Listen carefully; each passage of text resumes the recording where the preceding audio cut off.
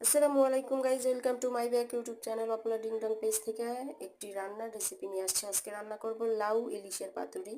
এখানে নিয়ে নিলাম কয় পিস ইলিশ মাছ, নিয়ে নিলাম কয়টা লাউ পাতা, নিয়ে নিলাম কাঁচামরিচ কুচি, পেঁয়াজ কুচি, স্বাদ মতো লবণ, নিয়ে নিলাম মরিচ বাটা, শুকনো মরিচ এটা আমি বেটে নিয়েছি।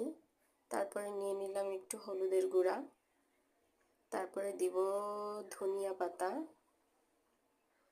সব মিলে দিয়ে দিব। এখানে অ্যাড করে দিচ্ছি আমি সরিষার তেল। এটা দিয়ে এটাকে ভালো করে মিক্স করব। মিক্স করে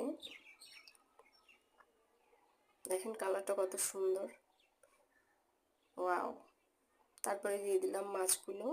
মাছগুলোর সাথে ভালো করে মিক্স করে নিব। এবার মশলাটা ভালো করে মাছের সাথে মিশিয়ে নিব।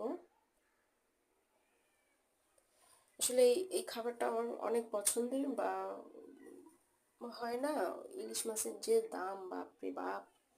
তারপরও আজ একটা ইলিশ মাছ নিয়ে আসছি, তা ভাবলাম যে এইভাবেই খাবো আজকে। আর এটা আমার বাচ্চারা অনেক পছন্দ করে।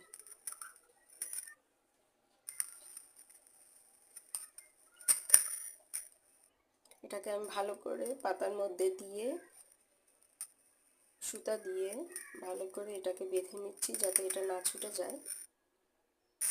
সবগুলো আমার হয়ে গেল। এবার আমি চুলায় একটি প্যান বসিয়ে দিয়ে